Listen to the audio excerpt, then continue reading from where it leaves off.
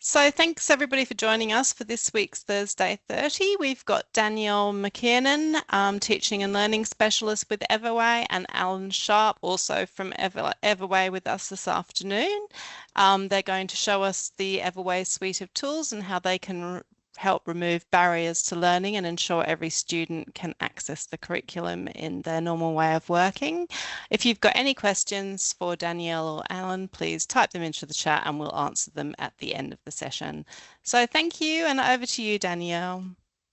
Hello everyone, thank you so much for joining us this afternoon. My name is Danielle from Everway, and I want to do is take you through now some examples of the tools that we have and the features that we feel are really impactful to support your learners every day in the classroom and indeed towards exams as well.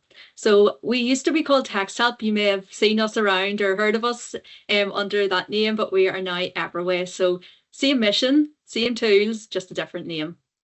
So I'm Danielle, Teaching and Learning Specialist, former teacher, so I completely understand all the challenges that you are facing in the classroom.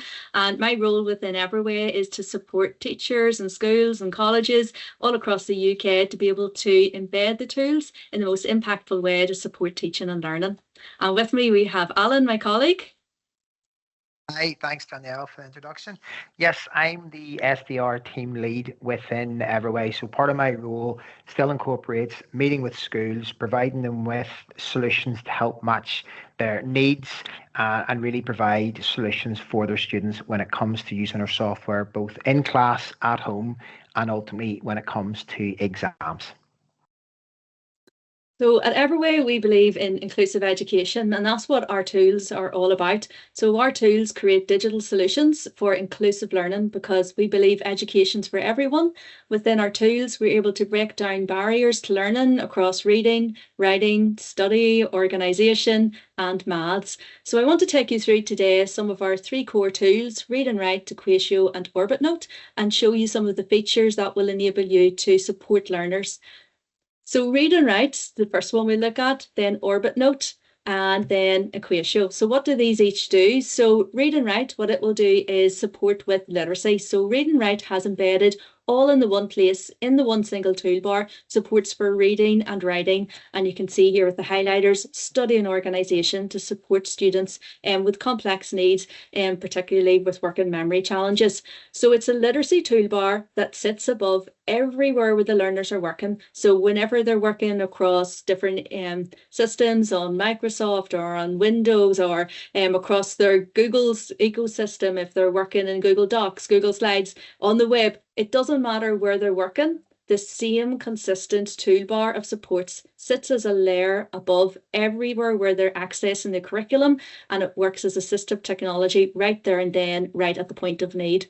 So this is the literacy toolbar. OrbitNote will take all of that power that we looked at there in Read&Write through into a PDF space. So it doesn't matter what format the materials are supplied in, there's always a solution, there's always tools to be able to engage with whatever the format is. And then Equatio, not forgetting maths. We have to make maths accessible as well within our classrooms. So we're going to have a look at the tools within Equatio to be able to support inputting maths in multiple ways, being able to use different ways to express our maths, and being able to support working memory with prediction tools that will help predict different types of formulas that students may struggle with remembering. So it works across all devices, all platforms. So everywhere where learning is happening, there's an Everway solution for a learner in that particular space. So it's integrated, it's realistic, and it's maintainable. So for teachers in the classroom, everything they need is right there. So we believe that it will extend the reach of the teacher. So technology will enable the teacher to reach everyone, but it will also enable students to have the supports to enable them to be independent. So they don't always need to have an adult right there and then beside them. With the power of the technology, they're empowered to be able to independently access, using the assistive technology, the supports that they really need.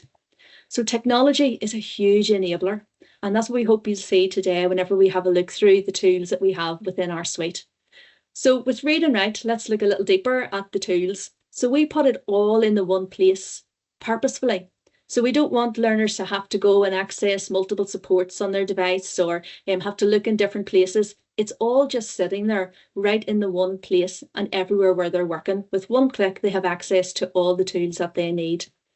So what we can do is scaffold reading, for example. So we know the process of reading has huge challenges for learners. So with decoding, with vocabulary acquisition, comprehending the actual text, and then building their fluency levels. So right in there, in that toolbar that we looked at, are all the tools that a learner will need to be able to support them with reading. So for learners, for example, who have challenges with decoding, what we're able to do is to have inbuilt dictionaries, and the dictionary will be able to have the text read aloud. So it supports the decoding process because it models the pronunciation of the word. And indeed, then there's a visual representation. And we know the power of images to be able to support embedding in long-term memory. And we've got translation built in there right at the point of need as well. So I'm showing you single level translation, but I will show you our multi-level translation as well. No images are inaccessible. With the screenshot reader, we can click play right on any image and it becomes accessible, running an OCR right there in the moment. So it doesn't matter what the learning material is, there's always a piece of technology that will enable the learner to access it. So no piece of text or reading becomes inaccessible to the learner, breaks down those barriers for them. AI voices built in, we know the power of that lovely, meaningful text. Being able to listen to it in a natural way is so empowering for learners. Using screen masking techniques built in, for example, sentence level, fluency level, using a broader reading tool, and then it supports our learners with our focus and concentration. So learners who may have challenges with understanding the text are able to change the voice, change the speed, change it into continuous reading, even indeed downloading an audio file so they can later on listen to the text at their own pace. Whenever it comes to vocabulary, the power of those symbols are huge. And indeed, we can also build up our study notes that we can then use for learners to be able to access those words later on. So preloading with vocabulary that they can then access at a later stage. Preloading, for example, academic vocabulary to support our EAL learners. And everything is there in the one place. Visual representations to really break down those barriers within the classroom. Simplifying text is a huge benefit for learners. So on the web, for example, what we can do is take web pages that are fully loaded with all of those annoying and distracting ads that really impact on the students' focus and concentration, strip them all away with one click. Then what we can do is simplify the text, maintaining all of the meaning of the text, but making it much more easier to understand. So at a level that suits them, making it far more accessible. So look at the after stage, we can simplify it. We can use tools, for example, rewording to be able to see the words in a more simplified format. So really breaking down those literacy barriers for learners right there at the point of need. And what I love about it is the fact that it is independent. So a teacher doesn't, for example, have to rework that material themselves. The learner can do it themselves right within that particular system. Looking then a bit more at our translation tools. So for translation, depending on the level of fluency and proficiency of an EAL learner, we can have translation happening right there at full paragraph level. We can have it at sentence level. We can have it at individual word level. We know the power of hearing the text and that translanguaging. So those play buttons right beside where the text is will enable it to be read aloud as well. So word level, just looking for an individual word if a learner is particularly proficient and just needs support with an individual word, or looking at it in the full sentence level to look at the word in the context that they're reading it in to really help support building that vocabulary acquisition. Looking at translation then on the web with one click, we can go right on ahead and look at one word, look at sentence level words, or click the full paragraph. What I love about the web is a little toggle effect. So we can just simply toggle on and off to be able to translanguage. And it really supports the acquisition of vocabulary. We're not over scaffolding. We're able to then enable them to look at it in the target language, look at it the home language. Then when it comes to writing within Read and Write, how can we support that very complex process that writing is?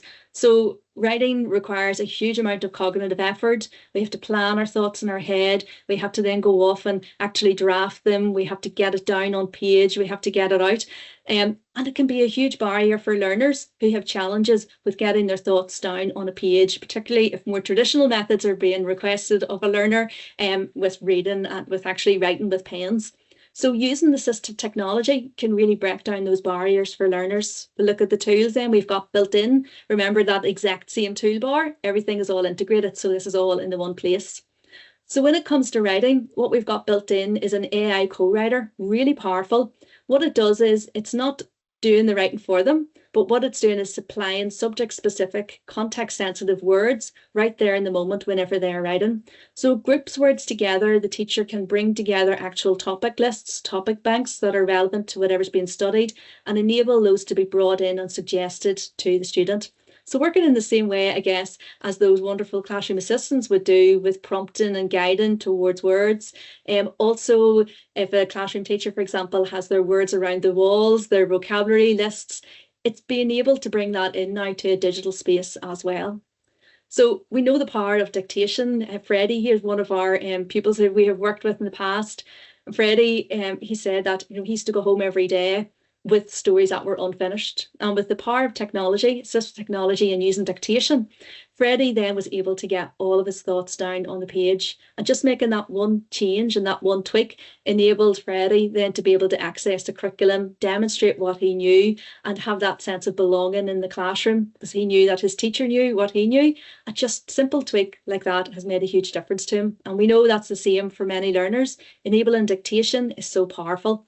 So dictation in our toolbar looks like this. We click with one icon, we're able to type, and it's just right there and then, and it flows in so beautifully. Very accurate, we're finding. But if you want to check the accuracy or if you want to look at it again, clicking that play button back to listen to the text is a great enabler for them to do self-review and self-correction.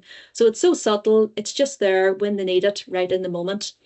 Thinking then of our EA learners when it comes to translating while speaking, what they're able to do is actually speak in their home language. So when I click here, what I can do is speak. Un ecosistema es una comunidad de plantas So speaking in Spanish, but what you can see is y instantly. microorganismos animales.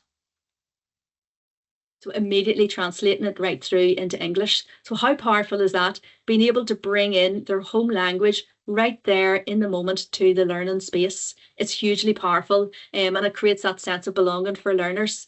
We also have some schools who would use that for parent-teacher meetings. So if they are bringing in their EAL learners for example, an in-person meeting, the parent can speak in their home language, and then what they're able to do then is have that live translated right there in the moment. So breaking down those barriers for learners and also for the whole school community with parents, and to ensure that our parents are also engaged in the conversation and the learning process as well. So our prediction AI co-writer, so I love this tool in particular. I think it's so powerful, supporting dyslexia. And so those learners no longer have that barrier of spending time, cognitive effort, trying to look up words that they can't remember or spell or have challenges with decoding. It works with memory issues. So our working memory then is not overloaded because the words are being supplied right there for them. And then students with physical disabilities, what they're able to do with the co-writer is actually click on a button to be able to bring the word in. So it minimizes typing and reduces fatigue. And then the idea of vocabulary development.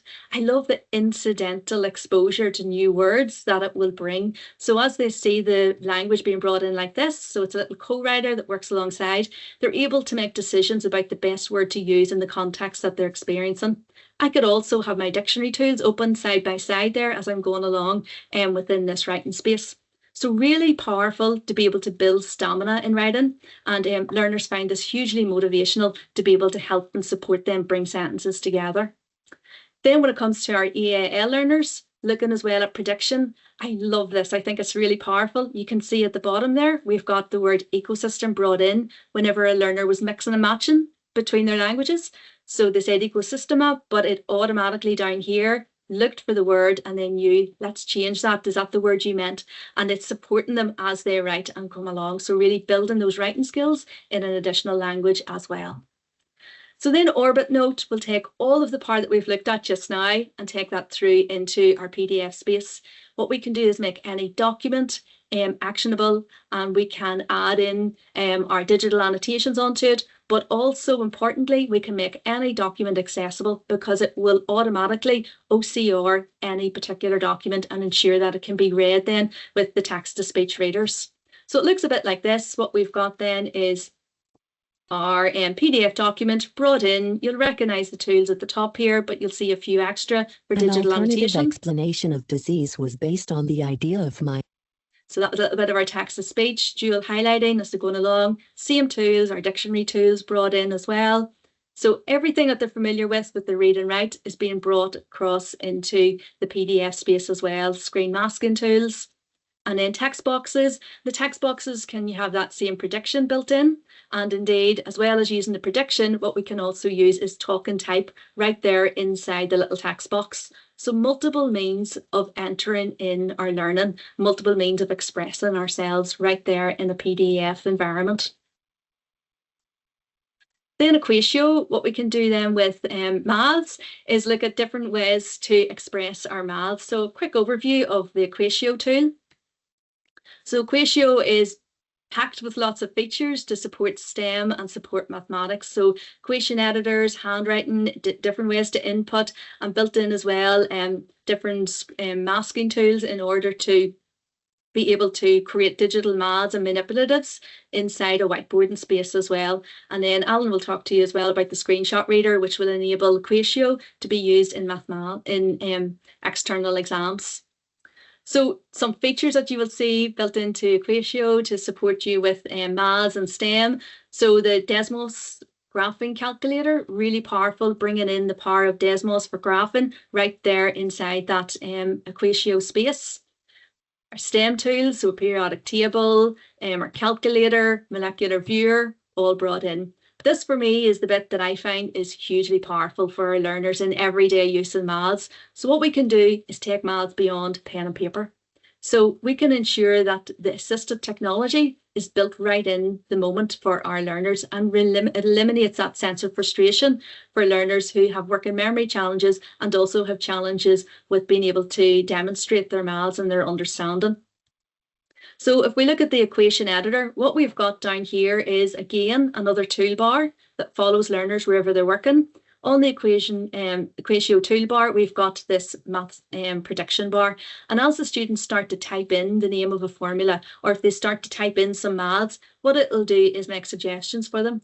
And they're able to even favorite these. So if, for example, you're studying a particular topic like Pythagoras, we can bring it in and start to favorite those and have them brought in right there in the moment for that reinforcement over and over for the particular formula that we're working on. So it reduces those challenges with memory where learners haven't always remember the formula. They're able to bring it in one step and then go off to actually solve the particular problem. We even have a maths mentor built in. So if they're doing a maths problem and they're not even sure what it is, there's a little AI button that will enable them to click that and get a worked solution, a worked problem. So really scaffolding that problem solving process for a learner.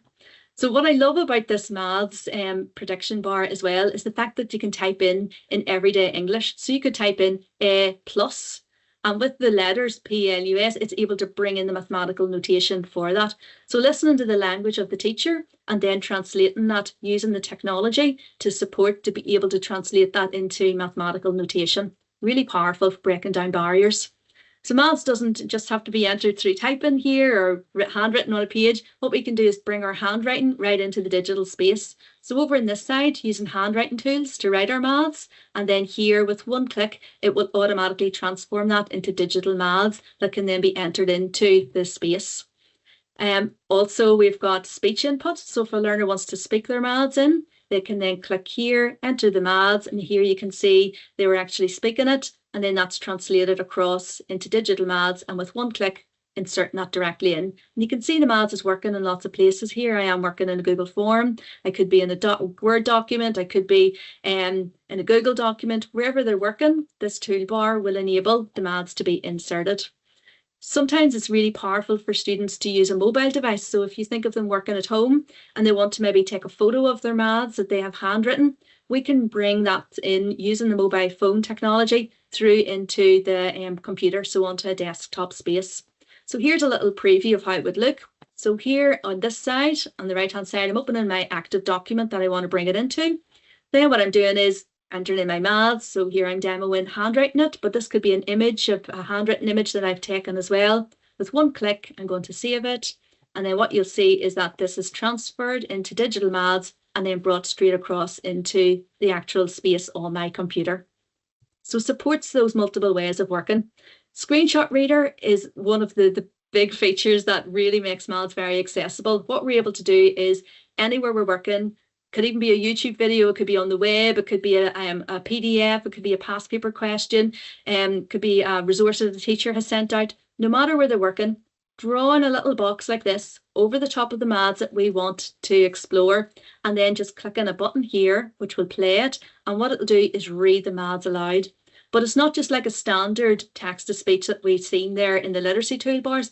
What it'll actually do is decode and read the maths correctly. So if we have, for example, x squared, it's going to read our maths correctly as x squared instead of x2, as normal literacy text-to-speech toolbars would do. So really powerful in developing that understanding and comprehension of mathematical work. And you can see very complex formulas can be understood and accessed using the Screenshot Reader. And the Screenshot Reader will then enable, with these 3 dots, to copy that maths and then paste it anywhere where you're working. Teachers love that as well for making digital worksheets. Really, really useful tool. So now I'm going to pass you over to my colleague Alan, and Alan's going to give you an overview of how we can take the power of all of this normal way of working into a space for students within the exam environment. Okay, thanks Danielle. They say every day's a school day, and I've been with Text Help or Everway nearly 8 years, and I've learned so much in that 20-minute session, so thank you very much indeed. It was brilliant for me as well. So yes, one of the questions I get asked quite often is in around access arrangements for exams, how the software can be used, the various different ways that it can be locked down into exam mode. So I'm going to share my screen. And let me share this has come through. Okay, so on my desktop at the moment, essentially what we have is my Read and Write toolbar. For a lot of people will be familiar with the toolbar that Danielle has showed on screen. This is the Windows version of Read and Write. It's got exactly the same features, designed to help and assist your students both in a classroom environment, at home on their own devices, and more importantly, when it comes to exams, you can lock down not only our Read and Write software, but you can also lock down Equatio, meaning that you can use both of these features under JCQ guidelines as a computer reader and a computer scribe, depending on access arrangements. So within the Read and Write toolbar, we can very simply go through the process of clicking settings, clicking on show more settings, and that simply brings us into the sub-menu within our software. And from there, we can type in admin settings. By typing in our passcode, that essentially brings us to the section where we can lock the software down into exam mode. Like I say, this can be set up by the centre themselves. So as a IT professional, you can lock down the software for 5, 10, 15, 20 different students so that it doesn't have to be set up by each individual exam officer. That's something that comes up quite often in terms of how to lock it down. And as you can see now, we've got a restricted toolbar. So as Danielle's already shown you here today, we've got text-to-speech, we've got Screenshot Reader for reading inaccessible text, we've got our screen masking, which is our color overlay, we've got talk and type. So again, if your students qualify for dictation, they can use that within an exam environment. You've got your digital highlighters, which again replace that of your physical highlighters that you could bring into an exam. And then last but not least, you've got PDF Reader. So what we've looked at so far is how OrbitNote can ultimately access PDFs. Now we're going to look at how within the Word version or a desktop version of Read and Write that we're able then to gain access to PDF documents. With the software now locked down into exam mode, as a student, I cannot deviate away from this page. I can close it down, I can restart it, I can restart my computer. The software will always stay in exam mode. And by selecting PDF Reader, it will now give me access as to where I've got a PDF document saved on my computer. So you can see there now, I can open up the exam paper. That exam paper will now feature in exactly the same way as it would do a Word document. It's as accessible as a Word document. I've got my color overlay so that I can turn on. I've got my reading light if I choose to have that selected. I've got my text to speech in order to read. Out of 89 sites given special in exactly the same way as Danielle is showing you to date so far, but that is it locked down into exam mode with that PDF. One of the questions I get asked quite often is, Alan, you've opened up a PDF and we can see where it's located on your computer, but how do we gain access to that exam paper across multiple devices? And there's two ways to do it. You can either download it from the exam body website and at that point decide to save it onto a memory stick, take that memory stick and upload the exam paper to each computer. So that's the first option. The second option, which is becoming more and more popular, is that, again, you download it from the exam body website. However, this time, instead of putting it onto a memory stick, you save it into your network drive. And then you simply have to protect that drive with a passcode, which maintains the integrity of the exam, which means that as a student, when we go through the process, we simply click PDF Reader, we go to the drive location, we enter the password that's given on the day of the exam, we turn it over, we get access to the passcode, we put it in, and that then gives us access to that PDF document. In order for that to work, your computers do need to be networked. It doesn't necessarily mean that computers can connect to the internet. In the same way you could have a wireless printer set up, you're simply stating that the student can gain access to a drive that you've provided them access to on the day. They've entered in the passcode, they've got access to that paper, and it just means from an exam officer's point of view, it makes the process of downloading and distributing the exam paper so much easier. Next to look at then is a maths paper. So if I open up a maths paper on screen, you'll be presented with, and this is maybe one that we're now getting a problem on screen. We're not opening a PDF, so I might just have to talk you through the process. Danielle showed you very easily how you could open up Equatio on your computer. And in exactly the same way as you can lock down Read and Write into exam mode, there is the way in which you can lock down Equatio in exactly the same way. And what that means is that it's removing the features that aren't available to be used under JCQ guidelines, whilst leaving you with the features that are. And the feature that's available to be used when it comes to having your maths or science read back is Screenshot Reader. So Screenshot Reader will decode your numbers, symbols, units, and notations. In order to lock it down, it's exactly the same process. Click on Options, type in Admin Settings. You can see now it's opened up a new window. I can go ahead and type in my passcode. Oh, if they match, that'd be even better. Let me see. Okay, there we go. And we can enter in exam mode. And that essentially now is locking down that toolbar. So the only feature that would be available for students to use is Screenshot Reader. So when I go back in, you can see now that Screenshot Reader is available. If my PDF opened correctly, what you would see there is that maths and science on screen that I could use that Screenshot Reader to highlight and have access to. Making their software compatible and making it sure that it complies with JCQ guidelines. So that's both Read and Write and Equatio locked down into exam mode, giving your students both a reader and a scribe as and when they need it. Thank you.